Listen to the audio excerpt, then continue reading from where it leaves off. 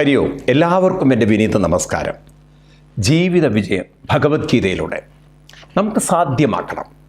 നമ്മുടെ ചിന്താഗതികൾ മാറ്റിയെടുക്കാൻ നമ്മൾ തയ്യാറാണെങ്കിൽ ഈ ജീവിതം തന്നെ നമുക്ക് ഒരു പുതിയ ആവിഷ്കാരമാക്കി, ഒരു സംഭവമാക്കി മാറ്റാം. അതിന് നമുക്ക് വേണ്ടുന്ന വളരെ വ്യക്തമായ അറിവ്, അതിന് നാം ചെയ്യേണ്ട കാര്യങ്ങൾ, അതൊക്കെ വളരെ കൃത്യതയോടെ ഗീത കാണിച്ചു തരുന്നു. നിങ്ങളുടെ ജീവിതം വാസ്തവത്തിൽ പൂർണ്ണമായി നിങ്ങളുടെ കയ്യിലാണ്. നിങ്ങൾ വിചാരിക്കരുത് വിധി അതുപോലുള്ള പ്രശ്നങ്ങളൊക്കെയാണ് നിങ്ങളെ അലട്ടുന്നത് എന്നുള്ളത്. പലരും പറയും, നിങ്ങൾക്കറിയില്ല എൻ്റെ പ്രശ്നം, ഞാൻ എത്രമാത്രം ബുദ്ധിമുട്ടുന്നു എന്നുള്ളത്. ചിലർ പറഞ്ഞില്ലേ, എന്തൊരു പ്രാരബ്ധമാണ്. പണ്ട് നമ്മുടെ ഇന്ത്യയുടെ ഒരു പ്രസിഡൻറ്റ്, ഞാൻ പേര് പറയില്ല കാരണം അതൊരു ശരിയല്ലല്ലോ, ഇന്ത്യൻ പ്രസിഡൻറ്റ് ഒരു ലേഡി, ഒരു അമ്മയുണ്ടായിരുന്നു. അവരവരുടെ ലയബിലിറ്റിയിൽ എഴുതി വെച്ചിരിക്കുകയാണ് 2 ഡോട്ടർ, കല്യാണം കഴിക്കാത്ത 2 കുട്ടികളുണ്ടെന്ന്, പെൺകുട്ടികൾ. അതൊരു ലയബിലിറ്റി ആയിട്ട് എഴുതി വെച്ചിരിക്കുന്നത്. അപ്പോൾ നോക്കൂ, നിങ്ങൾ ഒരു ജീവിതത്തെ ഒരു ലയബിലിറ്റിയായിട്ട്, ബാധ്യതയായിട്ട്, പ്രാരബ്ധമായിട്ട്, യോഗമായിട്ട്, വിധിയായിട്ടൊക്കെ കൊണ്ടു നടക്കുന്നത് എന്തുകൊണ്ടാണ്? നമുക്കിതിനെ ലൈറ്ററായിട്ട് കൊണ്ടു നടക്കാനുള്ള കഴിവില്ലായ്മയാണ്. അതിനുള്ള അറിവ് നാം നേടിയിട്ടില്ല. അതുകൊണ്ടാണ് ഗുരു ഗീതയിൽ പറയുന്നത്, അജ്ഞാന തിമിരാന്തസ്യ ജ്ഞാനാഞ്ജനശലാഖയ ചക്ഷുരുന്മീലിതം യേന തസ്മൈ ശ്രീ ഗുരവേ നമഃ. ഈ അജ്ഞാനമാകുന്ന തിമിരം മാറ്റി ജ്ഞാനമാകുന്ന ശക്തി കൊണ്ട് ഞാൻ എൻ്റെ ജീവിതത്തെ വളരെ ഈസിയാക്കാൻ എനിക്ക് സാധിക്കട്ടെ. ഗുരു അതിനുള്ള ആത്മജ്ഞാനം തന്നാലും. ഗീത ആ ആത്മജ്ഞാനമാണ് നമുക്ക് തരുന്നത്. അതുകൊണ്ട് നിങ്ങൾക്ക് നിങ്ങളുടെ ജീവിതം തീർത്തും തീരുമാനിക്കാം. സന്തുഷ്ടിയുടെ, സന്തോഷത്തിൻ്റെ, ശക്തിയുടെ ജീവിതം വേണോ, അതോ ദൗർബല്യത്തിൻ്റെ, വേദനകളുടെ, പ്രയാസങ്ങളുടെ, ബുദ്ധിമുട്ടുകളുടെ, പരിഭവത്തിൻ്റെ ദയനീയമായ, ദീനമായ ജീവിതം വേണോ? ഇതിൽ രണ്ടിൽ ഒരെണ്ണം നിങ്ങൾ ഓപ്റ്റ് ചെയ്തോളൂ. കഠോപനിഷത്തിൽ പറയുന്ന പോലെ പ്രേയസിൻ്റെ മാർഗവും ശ്രേയസിൻ്റെ മാർഗവും. ദ്യൗ സംപരിത്തേ വൃണത്തധീര. 2 മാർഗങ്ങളുണ്ട്, ശ്രേയശ്ച പ്രേയശ്ച.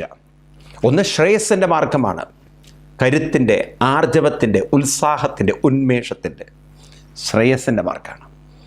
മറ്റേത് പ്രേയോ മാർഗമാണ്. തൽക്കാലം നമുക്ക് സുഖം, കാരണം നമ്മൾ വിചാരിച്ച പോലെ കാര്യങ്ങൾ നടക്കുന്നുണ്ട്. പക്ഷെ എപ്പോഴും അതുപോലെ വരില്ല.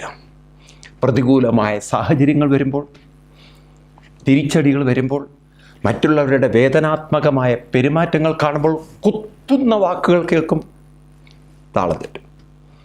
അത്തരം സന്ദർഭങ്ങളിൽ നിങ്ങൾ കരയുന്നതിന് കാരണം നിങ്ങളുടെ മനസ്സിനെ ഉയർത്താൻ നിങ്ങൾക്ക് സാധിച്ചിട്ടില്ല. നിങ്ങൾ പ്രേയോ മാർഗത്തിലൂടെയാണ് പോയത്, ശ്രേയോ മാർഗത്തിലൂടെ പോയിട്ടില്ല. അപ്പോൾ ഈ ശ്രേയോ മാർഗത്തിലൂടെ എങ്ങനെ പോവും? അതാണ് നമ്മുടെ കഷ്ടം. ആരും വഴി കാണിച്ചു തന്നിട്ടില്ല, ആരും പറഞ്ഞു തന്നിട്ടില്ല. നമ്മുടെ വിദ്യാഭ്യാസത്തിൽ അങ്ങനെ ഒരു പ്രശ്നമേ ഇല്ല. വെറുതെ പുസ്തകത്തിലുള്ള കാര്യങ്ങൾ മസ്തകത്തിലേക്ക് കൊണ്ടുവരുന്ന ഈ കൺസ്ട്രക്ഷൻ വർക്കേഴ്സ് ചെയ്യുന്ന പോലെ, കുറേ കല്ലും സിമെൻറ്റും എടുത്തിട്ടൊരു കെട്ടിടം പണിയുന്ന പോലെ ഇവർ ഒരുപാട് പുസ്തകങ്ങളിലുള്ള അറിവ് നമ്മുടെ തലയിലിട്ടിട്ട് നമ്മളെ ഒരു ജോലിക്കാരനാക്കാനുള്ള ഒരു തീവ്ര പരിശ്രമത്തിലാണ് വിദ്യാലയങ്ങൾ. അത്രയേ ഉള്ളൂ അവരുടെ ജോലി. കുറേ സിലബസ് തലയിൽ കയറ്റുക, അല്ലാതെ വ്യക്തി ജീവിതമായിട്ട് അതിന് യാതൊരു ബന്ധവുമില്ല. അപ്പോൾ ഇവിടെയാണ് ഭഗവത്ഗീത നമുക്ക് തരുന്ന ആത്മജ്ഞാനത്തിൻ്റെ പ്രസക്തി, ശ്രേയോ മാർഗത്തിൻ്റെ പ്രസക്തി. ആ ശക്തിയിലൂടെ നമ്മൾ, അറിവിലൂടെ നമ്മൾ കടന്നു പോയാൽ തീർച്ചയായിട്ടും ജീവിതം പരിവർത്തനം വരും. തീർച്ചയായിട്ടും ഗീതയിലൂടെ തന്നെ നമുക്ക് യാത്ര ചെയ്യാം. ഇവിടെ നാം എത്തി നിൽക്കുന്നത് 30ാമത്തെ ശ്ലോകത്തിലാണ്. 2ാം അധ്യായത്തിലെ സാഖ്യയോഗത്തിലെ 30ാം ശ്ലോകം. എല്ലാവരും പുസ്തകം എടുത്ത് നോക്കണം, നമുക്കൊരുമിച്ച് വായിക്കാം. കൃഷ്ണൻ അർജുനനോട് പറയുന്നു, ദേഹി നിത്യമവദ്യോയം ദേഹേ സർവസ്യ ഭാരത തസ്മാ സർവാണി ഭൂതാനി നത്വം ശോചിതുമർഹസി. ദേഹി നിത്യമവദ്യോയം ദേഹേ സർവസ്യ ഭാരത തസ്മാ സർവാണി ഭൂതാനി നത്വം ശോചിതുമർഹസി. എന്താ പറയണത്? ഒരു കാര്യം നിങ്ങൾക്കിങ്ങനെ കണക്ട് ചെയ്ത് കൃഷ്ണൻ പറയുന്നത് കാണാം. ന ത്വം ശോചിതും അർഹസി. ത്വം നീ അർജുന, നീ ന ഒരിക്കലും അരുത്. ശോചിതും ശോചനം, ഞാൻ പറഞ്ഞു, നമ്മൾ ദുഃഖിക്കുന്നതിനെയാണ് ശോചിതും. ദുഃഖിക്കരുത്. അർഹസി, നിനക്ക് അർഹതയില്ല, നിനക്ക് ദുഃഖിക്കാൻ അർഹതയില്ല എന്ന് പറഞ്ഞാൽ എന്താ അർത്ഥം? നീ ദുഃഖിക്കരുത് എന്ന് അർഹതയില്ല എന്ന് പറയുന്നത് കൃഷ്ണൻ ഒരു അധികാരസ്വരത്തിലല്ല. നിനക്കൊന്നും കരയാൻ ഒരു അർഹതയുമില്ല, കാരണം അതൊക്കെ നിൻ്റെ പ്രവൃത്തിയാണ് എന്നൊക്കെ നിങ്ങൾ കേട്ടില്ലേ? നിനക്കൊന്നും ഈ കാര്യത്തിൽ ദുഃഖിക്കാൻ പോലും അർഹതയില്ല, കാരണം നീ ചെയ്തു കൂട്ടിയതാണ്. പറയാറില്ലേ? പല വീടുകളിലും കേൾക്കുന്ന ഡയലോഗാണ്. കാരണം മക്കൾ വല്ല പ്രേമത്തിലൊക്കെ ചെന്ന് വീഴും, അവസാനം ആ പ്രേമത്തിൽ കല്യാണം കഴിക്കും. അത് കഴിഞ്ഞിട്ട് എന്തെങ്കിലുമൊക്കെ കുടുംബ പ്രശ്നം വന്നാൽ കിടന്നങ്ങനെ കരയൂ. നിനക്കൊന്നും കരയാൻ പോലും അർഹതയില്ല, കാരണം നീ വരുത്തിക്കൂട്ടിയ വിനകളാണ് എന്നൊക്കെ പറയണേക്കാം. കൃഷ്ണൻ ആ രീതിയിൽ പരിഹസിച്ചുകൊണ്ടോ അപമാനിച്ചുകൊണ്ടോ അധികാരത്തിലോ പറയുന്നതല്ല. ശാസ്ത്രീയമായി ചിന്തിച്ചാൽ, യുക്തിനിഷ്ഠമായി ചിന്തിച്ചാൽ, അർജുന നീ ഇവിടെ ഒന്നിനെക്കുറിച്ചും ദുഃഖിക്കേണ്ടതില്ല എന്ന് പറഞ്ഞാൽ സ്വയം തളരേണ്ടതില്ല, മറ്റുള്ളവരെ തളർത്തേണ്ടതില്ല. യുക്തിനിഷ്ഠമായി ചിന്തിക്കണം, അന്ധവിശ്വാസങ്ങളിലല്ല, യാഥാർത്ഥ്യങ്ങളെ ഉൾക്കൊണ്ടുകൊണ്ട്. അതെന്താണ്? ദേഹി നിത്യമവദ്യോയം. ദേഹി നിത്യം, ദേഹേ, ആ രണ്ട് വാക്കുകൾ നമ്മൾ ശരിക്കും ഉറപ്പിക്കണം. ദേഹം എന്ന് പറഞ്ഞാൽ വേഗം മനസ്സിലാവും, കാരണം ഇദ്ദേഹം, അദ്ദേഹം, അങ്ങനെയൊക്കെ ദേഹം നമ്മൾ പറയാറുണ്ട്. അദ്ദേഹമാണ് എൻ്റെ ഭർത്താവ്, അദ്ദേഹം, ആ ദേഹം, ആ ശരീരം, ആ രൂപം, ആ വ്യക്തി. ഇദ്ദേഹമാണ് എൻ്റെ അനുജൻ. അദ്ദേഹം, ഇദ്ദേഹം എന്നൊക്കെ നമ്മൾ ധാരാളം ഉപയോഗിക്കുന്ന വാക്കാണ്. അപ്പം ഇവിടെ ദേഹം നമുക്ക് മനസ്സിലാവും, കാരണം നമ്മുടെ മാംസവും അസ്ഥിയും മജ്ജയും ഈ തൊലിയും ഒക്കെ ഉള്ള രൂപം നമുക്ക് മനസ്സിലാവും. ദേഹി എന്ന് പറഞ്ഞാൽ മനസ്സിലാവില്ല, കാരണം ദേഹി സൂക്ഷ്മമാണ്. ദേഹി നമുക്ക് കണ്ണുകൊണ്ട് പോലും കാണാൻ പറ്റാത്ത രൂപമില്ലാത്തതാണ്. അവിടെയാണ് നമ്മൾ ശരിക്കും വിവേകമുള്ളവരായിത്തീരേണ്ടത്. ഞാൻ ആവർത്തിച്ച് നിങ്ങളുടെ തലയിൽ ഉറപ്പിക്കുകയാണ്, എപ്പോഴൊക്കെ നിങ്ങൾ ഞാൻ എന്ന് സ്വയം ചിന്തിക്കുന്നുണ്ടോ അപ്പോഴൊക്കെ നിങ്ങൾ മനസ്സിലാക്കിക്കൊള്ളണം, ആധുനിക സയൻസ് പറയുന്ന ഒരു അടിസ്ഥാന സത്യം നിങ്ങളുടെ ഉള്ളിൽ ഉറപ്പിക്കണം. മാറ്ററിനകത്തല്ല എനർജി, മാറ്ററിൽ നിന്നല്ല എനർജി വരുന്നത്. Matter itself is an energy and this matter is the manifestation of energy. എനർജിയിൽ നിന്നാണ് മാറ്റർ. ഇത് പറഞ്ഞാൽ നിങ്ങൾക്ക് മനസ്സിലാവില്ലായിരിക്കാം. അറ്റ്ലീസ്റ്റ് നമ്മൾ നമ്മുടെ പൂർവികർ പറഞ്ഞിട്ട് ചില ഉപാസനകൾ നിങ്ങൾ കൃത്യമായി അനുഷ്ഠിക്കാനേ നിങ്ങൾക്കിത് മനസ്സിലാവും. സൂര്യനെ നോക്കിക്കൊണ്ട് ഗായത്രി ചൊല്ലാറുണ്ട് പൂർവികർ രാവിലെ എണീറ്റിട്ട്. രാവിലെ കുളത്തിലോ പുഴയിലൊക്കെ പോയി കുളിക്കും, എന്നിട്ട് കിഴക്കോട്ട് നോക്കും. ആ കിഴക്കോട്ട് നോക്കി അരുണ സൂര്യനെ നോക്കിക്കൊണ്ട് കയ്യിൽ വെള്ളമെടുത്തുകൊണ്ട് ഓം ഭൂർഭുവസ്വത്ത സവിതോർവരേണ്യം ഭർഗോ ദേവസ്യ ധീമഹി ധിയോ യോ ന പ്രചോദയാത് എന്ന് പറയും. ഇവിടെ നമ്മൾക്ക് ഒരുപക്ഷെ രാവിലെ പുഴയിലോ കുളത്തിലോ പോയി ഇനി കുളിക്കാൻ പറ്റില്ലായിരിക്കാം. ജീവിതം തന്നെ കുളമായിരിക്കും, ഇനി ബന്ധു കുളമൊക്കെ പോയി നമ്മളിപ്പം ബാത്റൂം കുളിക്കാരായി മാറി. അറ്റ്ലീസ്റ്റ് നിങ്ങൾ പുറത്തേക്ക് നോക്കിക്കൊണ്ട് നിങ്ങൾ ജപിക്കണം. ഓം ഭൂർഭുവസ്വത്ത സവിതോർവരണ്യം ഭർഗോ ദേവസ്യ ധീമഹി ധിയോ യോ ന പ്രചോദയാത്. എന്താണ് പറയുന്നത്? കാണുന്ന സൂര്യനെ ആരാണ് താങ്ങി നിർത്തുന്നത്? ഒരു അന്തരീക്ഷം. ആ അന്തരീക്ഷത്തിന് രൂപമില്ലാത്ത അന്തരീക്ഷത്തിൽ രൂപമുള്ളൊരു സൂര്യൻ.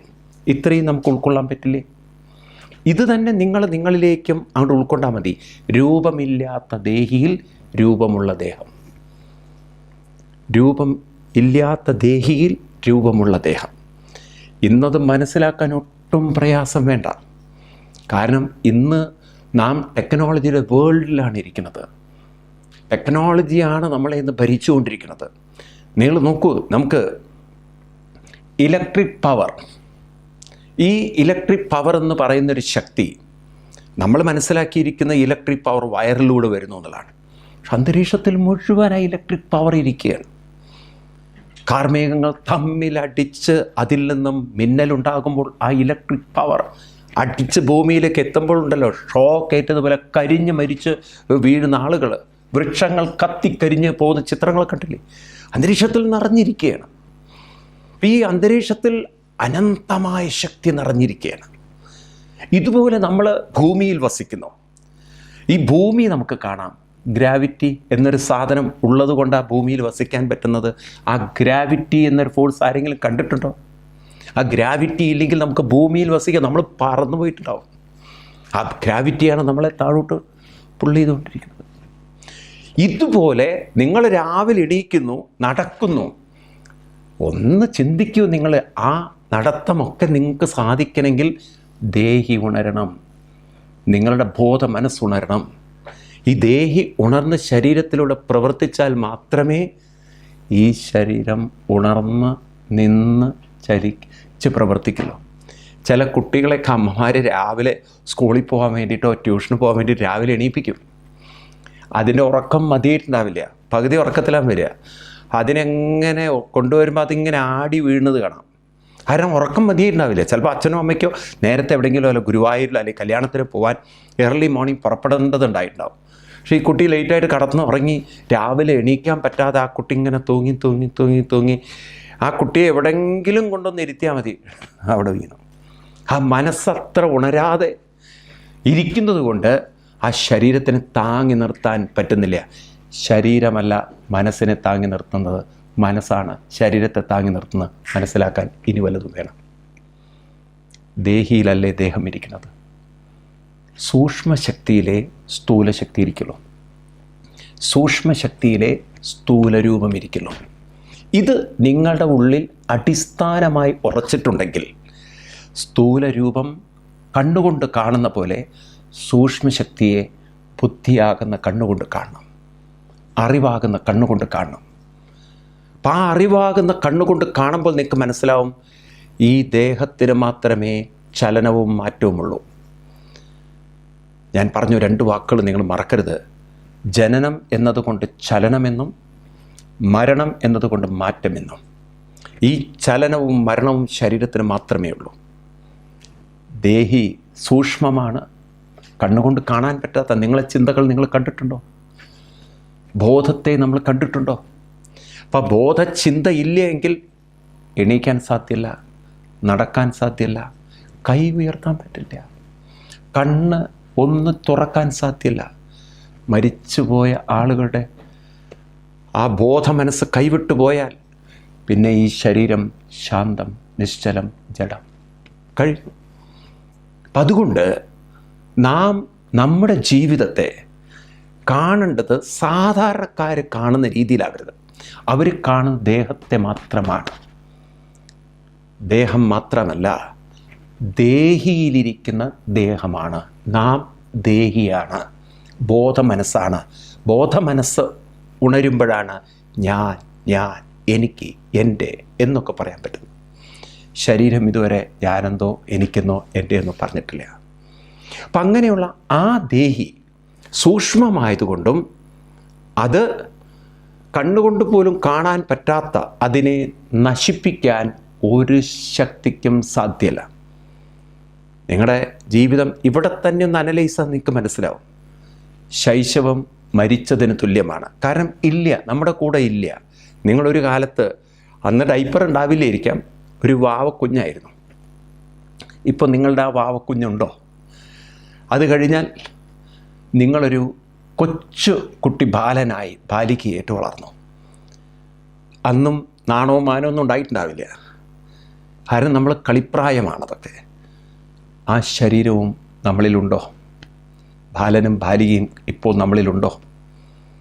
അത് കഴിഞ്ഞ് കൗമാരപ്രായത്തിലേക്ക് പതുക്കെ കടക്കുന്നു.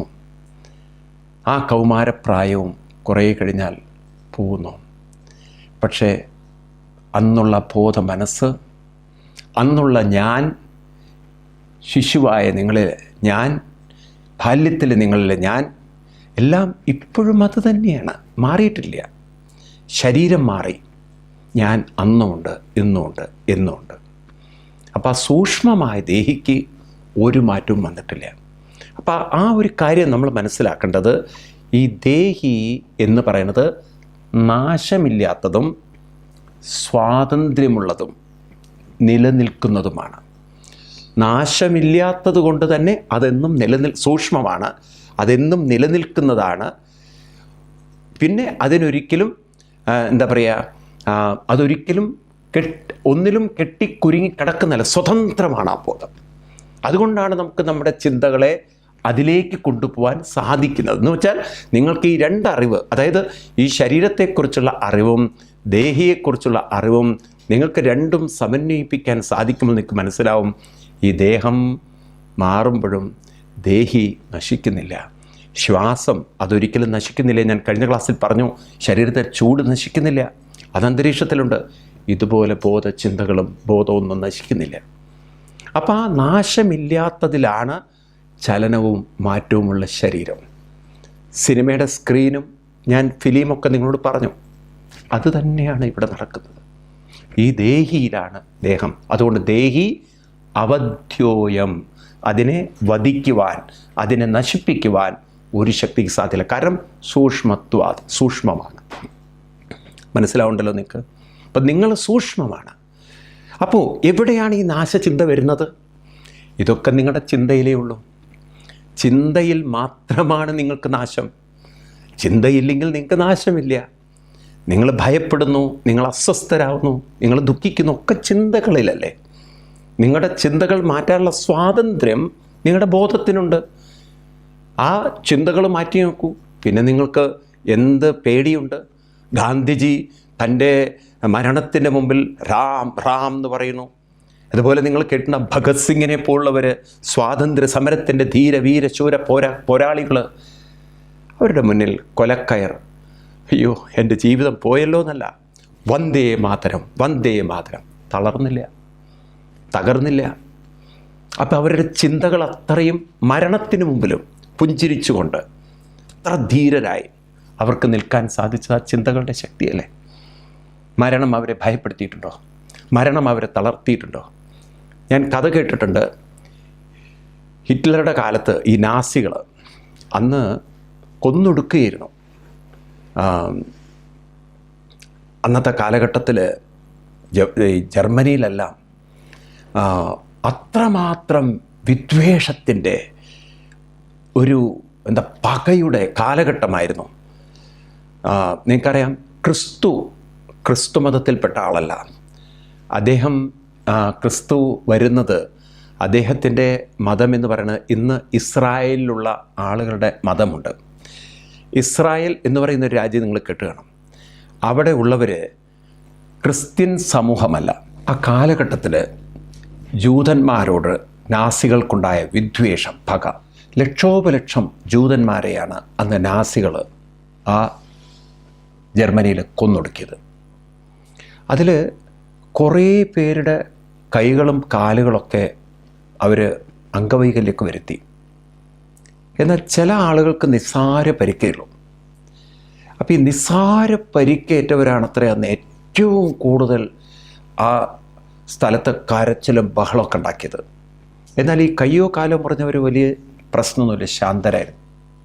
ഇതിനെക്കുറിച്ചൊരു പഠനം നടത്തി പിൽക്കാലത്ത്. എന്തായിരുന്നു? അപ്പോൾ ഈ ചെറിയ മുറിവ് പറ്റിയ ആളുകൾ ഏറെ കരഞ്ഞത്, അവർ കരഞ്ഞതെന്ന് വെച്ചാൽ ഞങ്ങൾക്ക് യുദ്ധം പോകാൻ പറ്റും, ഞങ്ങളുടെ ജീവിതം തകർന്നു, ഞങ്ങളുടെ ജീവിതം പോയി, ഞങ്ങളിനി ജീവിച്ചിട്ട് എന്താ കാര്യത്തിലും പേര് ഞങ്ങളെ കൊല്ലുമായിരുന്നു, ഞങ്ങൾക്കിനി അത് ഞങ്ങൾ കംപ്ലീറ്റ്ലി പോയ രീതിയിൽ അവർ പറയുന്നത്. അപ്പോൾ എന്നാൽ മറ്റവർ വളരെ ശാന്തരായിട്ട്. ഇത് എന്താണെന്ന് അന്വേഷിച്ചപ്പോൾ മനസ്സിലായത്, ഈ കൈകാലുകൾ മുറിഞ്ഞു പോയ ആളുകൾ, യുദ്ധത്തിൽ നഷ്ടപ്പെട്ടു പോയ ആളുകൾ, അവർക്ക് വലിയ ദുഃഖമില്ലേ. കാരണം ഇനി അവർ യുദ്ധക്കളത്തിലേക്ക് തിരിച്ചു പോകേണ്ടതില്ല, ഇൻവാലിഡായി. അവരവരുടെ വീടുകളിലേക്കാണ് പോകുന്നത്. അറ്റ്ലീസ്റ്റ് വീട്ടിൽ ഇരുന്ന് മക്കളെയും ഭാര്യയൊക്കെ കണ്ട് ജീവിതം, ശേഷിച്ച ജീവിതം ഇനി ഞങ്ങൾക്ക് നയിക്കാൻ പറ്റുള്ളൂ എന്ന ഒരു നല്ല ചിന്തയായിരുന്നു കൈയും കാലും നഷ്ടപ്പെട്ടവർ. എന്നാൽ മറ്റവർക്ക് ചെറിയ ചെറിയ പരിക്കുകളോ, ഇത് മാറിക്കഴിഞ്ഞാൽ തിരിച്ച് വീണ്ടും യുദ്ധക്കളത്തിലേക്കാണ് പോകേണ്ടത്. ആ പേടിയാണ് അവരെ ഏറെ വേദനിപ്പിച്ചത്. അപ്പോൾ നോക്കൂ, ശരീരത്തിൻ്റെ വേദനയല്ല മനുഷ്യൻ്റെ വേദന. ഇതെല്ലാം മനുഷ്യ മനസ്സിൽ നടക്കുന്ന ഓരോ ആലോചനകളിൽ നിന്നും ഉണ്ടാകുന്നതാണ്. നിങ്ങളുടെ ആറ്റിറ്റ്യൂഡ് പോസിറ്റീവാണെങ്കിൽ നിങ്ങൾക്ക് ദുഃഖങ്ങളും ദുരിതങ്ങളും താരതമ്യേന കുറവായിരിക്കും. എന്നാൽ വളരെ നെഗറ്റീവാണെങ്കിൽ നിങ്ങൾ കൂടുതൽ ദുഃഖങ്ങളും വിഷമങ്ങളും അനുഭവിക്കണം. അപ്പോൾ ഏത് ഡയമെൻഷൻ എന്ന് പറയും, ആംഗിളിൽ ഇരുന്നിട്ടാണ് നിങ്ങൾ ജീവിതത്തെ വാല്യൂ ചെയ്യുന്നത്. നിങ്ങൾ കാണുന്നത് മുഴുവൻ നിങ്ങളുടെ കഴിവുകേടിനെയാണെങ്കിൽ, നിങ്ങളുടെ ജീവിതത്തിലുണ്ടായ വേദനകളും വിഷമങ്ങളും ആ രീതിയിലാണെങ്കിൽ, ഒരു വിധിയുടെ തലത്തിലാണെങ്കിൽ ദുഃഖിക്കാം. നിങ്ങളുടെ കഴിവിൻ്റെ തലത്തിലാണെങ്കിൽ നിങ്ങൾക്ക് രക്ഷപ്പെടാം. അപ്പം അതുകൊണ്ട് ദേഹി ഒരിക്കലും നശിക്കുന്നില്ല, അതിനെ നശിപ്പിക്കാൻ സാധ്യമല്ല. സൂക്ഷ്മമാണ്, സ്വതന്ത്രമാണ്. ഒരിക്കലും മറക്കരുത്, സൂക്ഷ്മമാണ്, സ്വതന്ത്രമാണ്. നിങ്ങൾക്ക് സ്വാതന്ത്ര്യമുണ്ട്. അപ്പം നിങ്ങൾ ദുർബലമായ കാര്യങ്ങൾ ചിന്തിച്ചാൽ നിങ്ങൾ തളരും. നിങ്ങളുടെ ശ്രദ്ധ നല്ല ചിന്തകളിലേക്ക് തിരിച്ചുവിട്ടാൽ നിങ്ങളെ തളർത്താൻ ഒരു ശക്തിക്ക് സാധ്യമല്ല. ഞാൻ ആവർത്തിച്ച് പറയുന്നത്, ദേഹി നിത്യമവധ്യോയം. ഈ ദേഹം അല്ല പ്രശ്നമുണ്ടാക്കുന്നത്, ദേഹിയാണ്. അതെപ്പോഴും ഓർക്കുക. ദേഹിയിലാണ് ദേഹം. ദേഹി എന്ന് പറയുന്ന മനസ്സ്, ബോധമനസ്സ്. ആ ബോധമനസ്സിൻ്റെ ചിന്തകൾക്കനുസരിച്ചാണ് ജീവിതം. നിങ്ങൾ ആ ചിന്തകളെ തിരഞ്ഞെടുക്കാൻ കഴിവും പ്രാപ്തിയും ഉള്ളവരാണ്, ആരോഗ്യവുമുള്ളവരാണ്. അത് നിങ്ങൾ തിരഞ്ഞെടുക്കുന്നുണ്ടെങ്കിൽ, ഉപയോഗപ്പെടുത്തുന്നുണ്ടെങ്കിൽ നിങ്ങൾക്കൊരു വ്യത്യസ്ത ജീവിതം. അതല്ല നിങ്ങൾ തിരഞ്ഞെടുക്കുന്നില്ല എങ്കിൽ നിങ്ങൾക്ക് അനുഭവിച്ച് തീർക്കണം. അപ്പം ഇപ്രകാരം ദേഹി നിത്യം. ദേഹേ, ഇപ്പം എവിടെയാണ് ദേഹം ഇരിക്കുന്നത്? ദേഹം ഇരിക്കുന്ന ദേഹിയിലാണ്. ഇത് മറക്കരുത് നിങ്ങൾ. ആ ദേഹി നിത്യമാണ്. അപ്പം ദേഹം എപ്പോഴും ചലനാത്മകവും മാറ്റവും ഉള്ളതാണ്. അതുകൊണ്ട് തസ്മാ സർവാണി ഭൂത, എല്ലാവരുടെയും അവസ്ഥ ഇതാണ്. എല്ലാവരും സൂക്ഷ്മമായ ദേഹിയാണ്. ആ സൂക്ഷ്മമായ ദേഹിയിലാണ് ദേഹം ഇരിക്കുന്നത്. നിങ്ങൾ ഇത് മനസ്സിലാക്കാൻ, എളുപ്പത്തിൽ നിങ്ങൾക്ക് മനസ്സിലാക്കാൻ പറ്റുന്ന ഒരു ഉദാഹരണം, നിങ്ങളൊന്ന് പുറത്തേക്ക് നോക്കുക, കണ്ണ് തുറന്ന് പുറത്തേക്ക് നോക്കുക. ആ പുറത്തേക്ക് നോക്കുന്ന സമയത്ത് നിങ്ങൾ അന്തരീക്ഷം കാണണം. ഈ അന്തരീക്ഷത്തിലാണ് വൃക്ഷങ്ങളും നമ്മളും മനുഷ്യരൊക്കെ നടക്കുന്നത്. നിങ്ങൾ നോക്കൂ, ആ അന്തരീക്ഷത്തിലേക്ക് നിങ്ങൾ ശ്രദ്ധിച്ചു നോക്കൂ. അന്തരീക്ഷം അവിടെ നിൽക്കുന്നുണ്ട്, ആളുകൾ വന്നു പോകുന്നു, ഈ രൂപങ്ങൾ വന്നു പോകുന്നു. ആ അന്തരീക്ഷം എന്ന് പറയുന്ന നമ്മുടെ ആകാശവും വായുവും ഗ്രാവിറ്റിയും, ഭൂമിയുടെ സൂക്ഷ്മമായ ഗ്രാവിറ്റിയും, അത് വരുന്നും പോകുന്നില്ല, അത് നശിപ്പിക്കാൻ പറ്റില്ല. ബോംബ് സ്ഫോടനത്തിലൂടെ മണ്ണിനെ ഇളക്കാം, ഗ്രാവിറ്റി ഫോഴ്സിനെ നശിപ്പിക്കാൻ പറ്റില്ല. എന്നാൽ ആ ഗ്രാവിറ്റിയിലാണ് ഇതൊക്കെ നിൽക്കുന്നത്, ഈ അന്തരീക്ഷത്തിലാണ് ഇതൊക്കെ നിൽക്കുന്നത്. അപ്പം നമ്മൾ സാധാരണ രൂപത്തെ കാണുന്നു, ഇവിടെ നമ്മൾ രൂപത്തിന് ചുറ്റുമുള്ള അന്തരീക്ഷത്തെ കൂടി കാണുന്ന പോലെ നാം നമ്മുടെ ബോധമനസ്സിനെ കാണുന്നു. ആ ബോധമനസ്സിൽ ഈ ശരീരത്തെ കാണുന്നു. എല്ലാവരും ബോധമനസ്സും ശരീരവും. അതൊന്ന് ചിന്തിച്ച് നോക്കൂ നിങ്ങൾ. ബോധമനസ്സും ശരീരവും. അപ്പം ആ ബോധമനസ്സ് അന്തരീക്ഷം പോലെ, ഗ്രാവിറ്റി പോലെ നശിപ്പിക്കാൻ സാധ്യമല്ല, നശിക്കുകയില്ല. അത് സൂക്ഷ്മമാണ്, സ്വതന്ത്രമാണ്. മറക്കരുത്, സൂക്ഷ്മമാണ്, സ്വതന്ത്രം. നിങ്ങളുടെ കയ്യിൽ താക്കോല് തന്നിരിക്കുകയാണ്. നിങ്ങൾക്ക് വേണമെങ്കിൽ എന്ത് ചിന്തിക്കാനുള്ള പൂർണ്ണ സ്വാതന്ത്ര്യം. അപ്പം അങ്ങനെയുള്ള ആ ബോധശക്തി, നശിക്കാത്ത ബോധശക്തിയാണ് ഞാൻ എന്ന് അറിഞ്ഞാൽ, മനസ്സിലാക്കിയാൽ, നത്തും ശോചിതും അർഹസി, നിനക്കൊരിക്കലും ദുഃഖിക്കാൻ സാധിക്കുകയില്ല. അർഹതയില്ല എന്നല്ല, സാധിക്കുകയില്ല. കാരണം നിൻ്റെ കഴിവുകേടാണ് നിന്നെ ദുഃഖിപ്പിക്കുന്നതെന്ന് നീ തിരിച്ചറിയും. നീ നിൻ്റെ കഴിവിനെ വേണ്ട വിധത്തിൽ ഉപയോഗപ്പെടുത്തുന്നെങ്കിൽ നിനക്ക് ദുഃഖത്തെ തരണം ചെയ്യാനുള്ള കരുത്തുണ്ടാകുമ്പോൾ നിനക്ക് നിന്നോട് തന്നെ ഒരു അഭിമാനം വരും.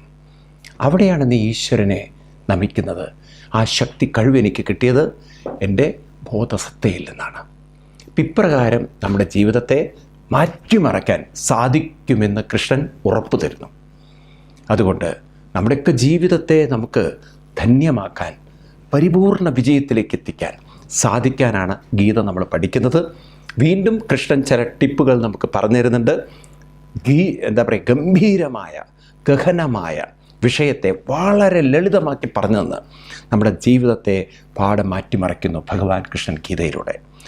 വീണ്ടും നമുക്ക് എന്താണ് ഭഗവാൻ തരുന്ന ടിപ്പെന്ന് അടുത്ത ക്ലാസ്സിൽ കേൾക്കാം. നാളെ ഇതേ സമയം വീണ്ടും കാണാം. അതുവരെ എല്ലാവർക്കും നന്ദി, നമസ്കാരം, പ്രണാമം. ഹരി.